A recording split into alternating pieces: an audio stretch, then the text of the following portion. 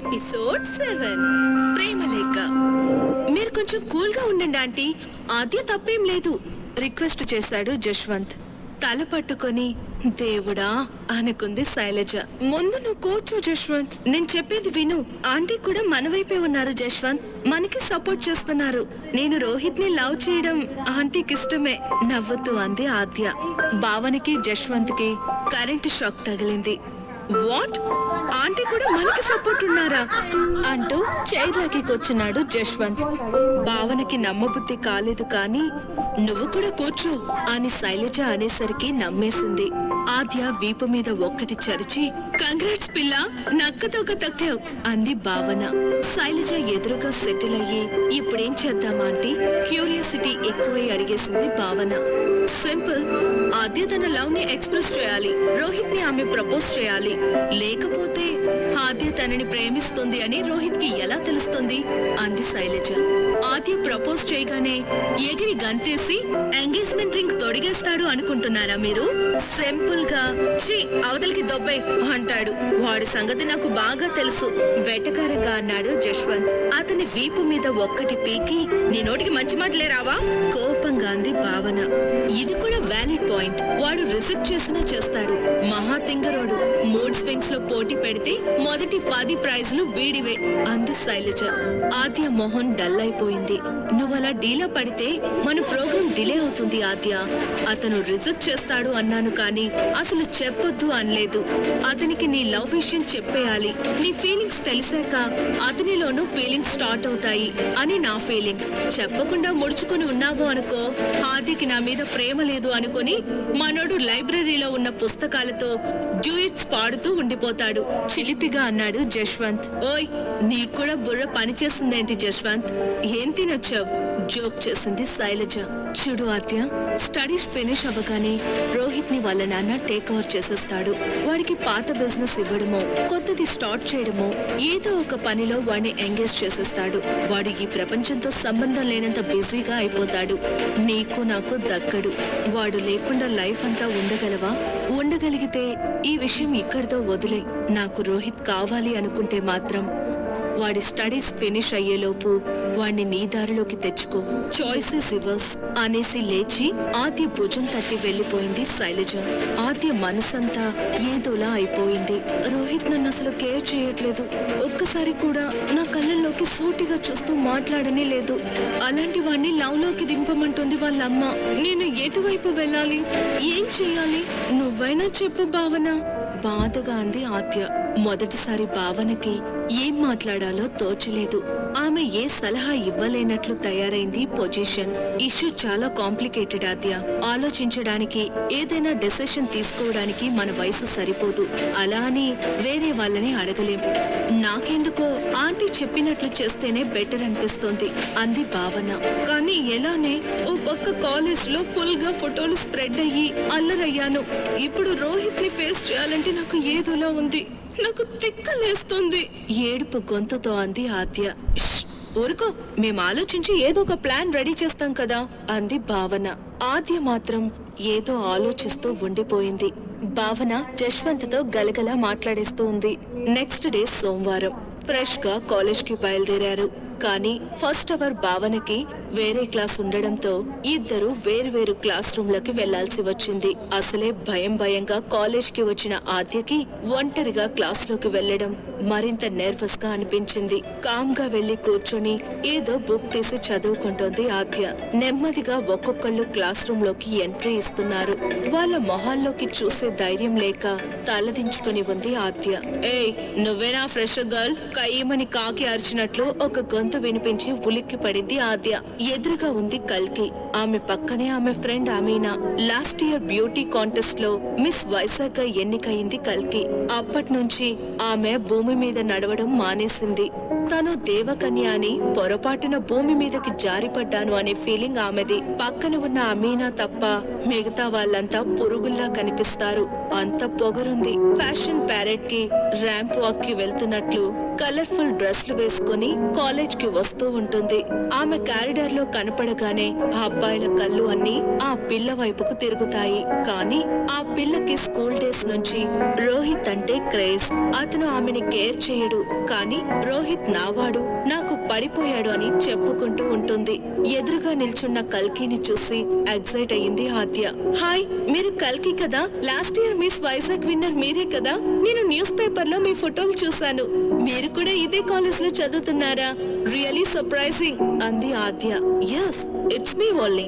నేను విన్ అవుతానని నాకు ముందే తెలుసు, కానీ నువ్వేమవుతావో నీకింకా తెలియట్లేదు. ఫ్రెషర్స్ డే రోజే ముద్దులు హగ్గులు ఇచ్చేంత బోల్డ్ గర్ల్ వా నువ్వు? సీరియస్ గా మరోసారి అడిగింది కల్కి. క్లాస్ లో అందరూ వీళ్ళనే చూస్తున్నారు. ఆద్యకు చాలా ఎంబారసింగ్ గా ఉంది. అయితే ఫోటోలు కాలేజ్ మొత్తం స్ప్రెడ్ అయ్యాయన్నమాట అనుకుంది. నేను కావాలని మీద పడిపోలేదు, అది ఒక యాక్సిడెంట్ అంతే అంది ఆద్య. హో, యాక్సిడెంట్ లో దెబ్బలు తగులుతాయి కానీ ముద్దులు తగులుతాయా? నేనెప్పుడు ఇలాంటి యాక్సిడెంట్ గురించి వినలేదు. నువ్వేమైనా విన్నావా మీనా? వెటకారంగా అంది కల్కి. చెవులో పూలు పెట్టుకున్న వాళ్ళకి చెప్పు నీ కథలు. బరి తెగించి మరీ రోహిత్ మీద వాలిపోతున్నావని మాకు తెలుసు. రోహిత్ కి దూరంగా ఉండకపోతే ఈ కాలేజ్ లో కూడా ఉండలేవు బెదిరించింది అమీనా. ఆద్యకు తల కొట్టేసినట్లుంది.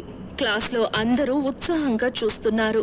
లేచి క్లాస్ రూమ్ లోంచి బయటకు వచ్చేసింది ఆద్య. ఏయ్, తప్పించుకొని పారిపోతున్నావా అంటూ ఆద్య చెయ్యి పట్టుకుని ఆపేసింది అమీనా. నీ వేషాలు కొంచెం కంట్రోల్లో పెట్టుకో ఆద్య, లేకపోతే నా పవర్ ఏంటో రుచి చూస్తావు అంది కల్కి. మీకెన్నిసార్లు చెప్పినా అర్థం కాదా? అది ఒక యాక్సిడెంట్, అనుకోకుండా జరిగిపోయింది. నాకు అతనికి మధ్య ఏం లేదు. ఇక ఈ విషయాన్ని వదిలేయండి ప్లీజ్ విసుగ్గా అంది ఆద్య. కల్కి చాలా సీరియస్ గా ఏదో అనబోతుండగా వెనక నుంచి, ఎందుకలా అబద్ధం చెప్తావు ఆద్య? నిజం చెప్తే వాళ్ళు కామ్ గా క్లాస్ కి పోతారు కదా అన్న మాటలు వినిపించాయి. ఆద్య వెనక్కి తిరిగి చూసింది. జేబులో చేతులు పెట్టుకుని హీరోలా వస్తున్నాడు రోహిత్. అతన్ని చూడగానే డిస్టర్బ్ గా ఉన్న మనసు టక్కున కూలైపోయింది. ఆద్య పక్కనే నిలబడి ఆమె భుజం మీద చెయ్యి వేశాడు Rohit. Hi Rohit, how are you? నువ్వు క్లాస్ కి వెళ్ళలేదా? తడబడింది కల్కి. నీకేవో డౌట్స్ వచ్చాయంట కదా, క్లారిఫై చేసిపోదామని వచ్చాను. అది యాక్సిడెంట్ కాదు. నాకు ఆద్య బాగా ముద్దొచ్చింది. ఫ్రెషర్స్ డే పార్టీలో ఆమె డ్రెస్ చూడాలి. Oh my god, mind blowing అనుకో.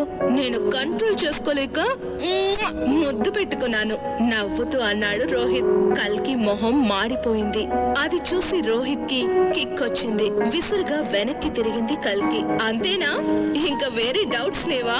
ఆ టైంలో నీ ఫీలింగ్స్ ఏంటి? ఎలా అనుభూతి చెందావు? ముద్దు టేస్ట్ ఏంటి? లాంటి క్వశ్చన్స్ ఉంటే అడుగు, నాకు ఆన్సర్ చెయ్యాలనుంది రెచ్చగొట్టాడు రోహిత్. కల్కి ఆగకుండా వెళ్లిపోయింది.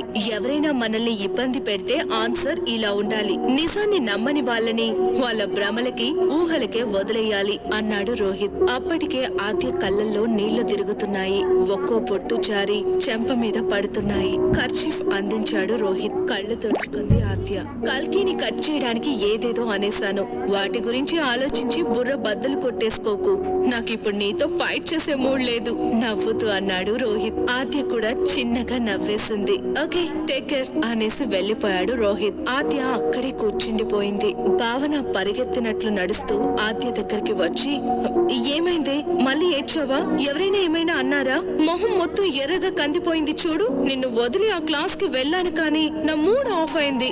ఇవాళ నిన్ను ఒంటరిగా వదలకూడదు అని క్లాస్ మానేసి వచ్చాను అంది భావన. నేను లేట్ గా వచ్చాను, ముందే వచ్చుంటే ఆ కల్కి కరెక్ట్ ఆన్సర్స్ ఇచ్చేవాణ్ణి అంటూ వాళ్ళతో జాయిన్ అయ్యాడు జశ్వంత్. కల్కి ఎవరు? డౌట్ గా అడిగింది భావన. కళ్ళు తుడుచుకొని జరిగిన స్టోరీ మొత్తం చెప్పింది ఆద్య. రాస్కెల్, మరి అంత బలుపా? లాగి మొహం పగలగొట్టాల్సింది. ఏదైనా అయితే తర్వాత చూసుకునే వాళ్ళం. క్లాస్ లోకి వచ్చి అందరి ముందు నోటికొచ్చినట్లు అనేస్తుందా? ఈసారి అది నీకు కనిపిస్తే నన్ను పిలువే, పళ్ళు రాలుగుట్టి చేతిలో పోస్తాను ఆవేశంగా అంది భావన. ఆద్య అంటే భావనకు అంత ఇష్టం. అసలు ఈ కల్కి ఎవరు? రోహిత్ మీద దాని పెత్తనం ఏంటి? జశ్వంత్ ని అడిగింది భావన. కృష్ణమూర్తి క్లోజ్ ఫ్రెండ్ శ్రీకాంత్ కూతురు కల్కి. ఇద్దరికి బిజినెస్ డీలింగ్స్ ఉన్నాయి. ల్యాండ్ సెటిల్మెంట్లు చేసి క్లియరెన్స్లు తెచ్చే పని శ్రీకాంత్ది, బిల్డింగ్ కట్టే పని కృష్ణమూర్తిది. రోహిత్ ని చిన్నప్పటి నుంచి కల్కి లైక్ చేస్తుంది. కానీ రోహిత్ కి ఆమె అంటే చాలా చిరాకు. ఎప్పుడూ విసుక్కుంటూ ఉంటాడు. కానీ ఈ డీటెయిల్స్ అన్ని భావనకి చెప్తే కల్కిని క్లాస్ రూమ్ లోకి వెళ్లి మరీ తంతుంది అని తెలుసు. అందుకే నాకంతగా తెలీదు, ఇంకోసారి వచ్చినప్పుడు చూసుకుందాం, వదిలే అని ఆ మ్యాటర్ ని అంతటితో కట్ చేశాడు. ఎలా ప్రపోజ్ చేయాలో డిసైడ్ అయ్యావా ఆద్య? నీ ఐడియాలేంటి అని అడిగాడు జశ్వంత్. ఆద్య గుండె ఒక్కసారి ఆగి మళ్ళీ కొట్టుకుంది. డైరెక్ట్ గా ఫేస్ టు ఫేస్ చెప్పాలంటే భయంగా ఉంది. అసలు రోహిత్ నా ఎదురుగా ఉంటే నా గొంతులోంచి మాట పెగలదు. మనసులో మాట గొంతులో ఇరుక్కుపోతుంది. ఒకటి చెప్పబోయి మరొకటి చెప్పేస్తాను, అది కూడా తడబడుతూ మాట్లాడతాను. అందుకే ఫేస్ టు ఫేస్ చెప్పకూడదు. సింపుల్ గా ఐ లవ్ యూ అంటే సరిపోదు. నా మనసులోని ఫీలింగ్స్ మొత్తం అతనికి చెప్పాలి. అలా చెప్పాలంటే జాగ్రత్తగా అన్ని లవ్ లెటర్లు రాయాలి అంది Aadya. Wow, what a brilliant idea. నువ్వు ఇంత రొమాంటిక్ అని నాకు తెలీదు. రోజు రోజుకు నీలో క్రియేటివిటీ పెరుగుతుంది. Well done. చప్పట్లు కొడుతూ అరిచింది భావన. నోర్మల్ విసుక్కుంది ఆద్య. జనరల్ గా అబ్బాయిలు లవ్ లెటర్ రాసి రోజ్ ఫ్లవర్ తో కలిపి అమ్మాయిల్ని ప్రపోజ్ చేస్తారు. ఇక్కడంతా రివర్స్ లో జరుగుతుంది. జంబలెక్కడి పంబ ఆట పట్టించాడు జశ్వంత్. రోహిత్ ప్రపోజ్ చేసే వరకు వెయిట్ చేస్తే దానికి 50 ఏళ్లు వచ్చేస్తాయి. ఈ జన్మలో అలాంటివి ఎక్స్పెక్ట్ చేయలేం, కానీ నువ్వు లెటర్ రాసే ఆద్య అంది భావన. సరే, ఈ లవ్ స్టోరీకి ఇక్కడితో బ్రేక్ ఇస్తే నెక్స్ట్ క్లాస్ అటెండ్ అవుదాం. మార్నింగ్ క్లాస్ ఎలాగో డుమ్మా కొట్టాం కదా అన్నాడు జశ్వంత్. ముగ్గురు క్లాస్ రూమ్ వైపు కదిలారు. ఆ రాత్రి ఆద్య మనసు ఉద్వేగంతో నిండిపోయింది. జీవితంలో మొదటిసారి రాయబోతున్న ప్రేమలేఖ ఎలా ఉండబోతుందో అన్న ఆలోచన. అది రిసీవ్ చేసుకున్నాక రోహిత్ రియాక్షన్ ఎలా ఉంటుందో అనుకుంటూ ఉంటే భలే థ్రిల్లింగ్ గా, ఓ పక్క భయంగా కూడా ఉంది. భావన ఏవో కబుర్లు చెప్తుంది, కానీ అవి ఆద్య మనసులోకి పోవట్లేదు. అందరూ పడుకున్నాక, దీపాలన్నీ ఆర్పేశాక, ఆకాశంలో చుక్కల దీపాలు చక్కగా కనిపించే సమయంలో కారిడార్లోకి వచ్చింది ఆద్య. చల్లని గాలి చెంపల్ని తాకింది.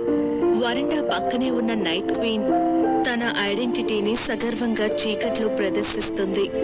రోహిత్ గుర్తొచ్చాడు. పెదాల మీద చిన్న నవ్వు, బుగ్గల్లోకి చిరుసిగ్గు ఒకేసారి పాకాయి. భుజం మీద చెయ్యి వేసి, నేను కావాలనే ముద్దు పెట్టుకున్నాను, నీకేంటి ప్రాబ్లం అని కల్కిని సూటిగా అడిగిన రోహిత్ గుర్తొచ్చాడు. భుజం మీద అతని స్పర్శ ఇంకా పచ్చిగానే ఉంది. నీ ఊసులన్నీ తలుపుకు రావాలంటే వెలుతురు వెళ్లి చీకట్లు వచ్చేయాలా హీరో? మనసు నిద్ర లేవాలంటే జనం నిద్రపోయే వేళ సరైనదా? ముద్దుగా విసుక్కుంది ఆద్య. రోహిత్ వాడే గోల్డ్ పెన్ ఆద్యకు గుర్తొచ్చింది. ఎవరైనా డౌట్ అడిగినా, ఏదైనా కొత్త సమ్ సాల్వ్ చేయాలన్నా రెగ్యులర్ గా వాడే పెన్ యూజ్ చేసేవాడు కాదు. బ్యాగ్ లోంచి తన గోల్డెన్ పెన్ తీసేవాడు.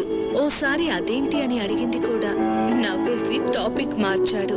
ఇప్పుడు నీకు లవ్ లెటర్ రాయాలంటే నా ఊపిరిని ఇంక్లా మార్చి, నీ ఊసుల్ని అక్షరాలుగా మార్చి, నా భావాల్ని పేపర్ మీద పరుస్తాను బంగారం అనుకుంది ఆద్య. అతని ఆలోచనలతో కొత్త ఉత్సాహం పొరకలెత్తే వేళ ప్రేమలేఖ రాయడం మొదలెట్టింది. అక్షరాలని చెక్కుతూ వాటిపై తన ప్రేమని చిలుకుతూ లవ్ లెటర్ ఫినిష్ చేసేసరికి అర్ధరాత్రి దాటేసింది. రోహిత్, రోజు కాలేజ్ లో పలకరించుకుంటున్నాం కదా, కొత్తగా ఈ లెటర్ ఏంటని ఆలోచిస్తున్నావా? నాకు కొత్తగానే ఉంది ఈ ఫీలింగ్. అల్లరి ఆటలు, అమ్మతో తిట్లు, నాన్నతో బుచ్చగింపులు, రాత్రి వేళ చదివే రొమాంటిక్ నవలలు తప్ప మరొకటి లేని నా లైఫ్ లోకి కొత్త ఊపిరివై నువ్వు వచ్చావు. ఏం మాయ చేసావురా? నేను నా మనసు నీ వశమైపోయాయి. నీ చూపుల్లో, చిలిపి నవ్వుల్లో చిక్కుకున్న నా మనసు వెనక్కి రానంటుంది. మనసు లేని మనిషిలా మరబొమ్మలా తిరిగేస్తున్నా. నా మనసు నాకిచ్చే అని కటువుగా అనలేను, గట్టిగా అడగలేను. శూన్యం నిండిన నా గుండెకు తోడుగా నీ మనసును పంపు. అపురూపంగా చూసుకుంటాను. బోలెడు ఊసులు చెప్పి ఊరడించుకుంటాను. దూరంగా నువ్వు నిలబడితే వేగం పెరిగే నా ఊపిరి సాక్షిగా, లయ తప్పే నా హృదయం సాక్షిగా చెప్తున్నా, ఈ జన్మకి నీ మనసు తప్ప మరొకటి నాకు వద్దు. నీ చెలిమే నాకు ముద్దు. ఇట్లు ఆద్య. ఇంకోసారి అనుకుంటూ 10 సార్లు దాన్ని చదువుకొని మురిసిపోయింది ఆద్య. పేపర్ మడిచి గులాబీ రంగు కవర్లో పెట్టి బుక్లో దాచేసింది. పొడిబారిన కళ్ళని సూర్యుడు చుర్రుమని మొహాన్ని కాల్చే వరకు నిద్రపోయింది.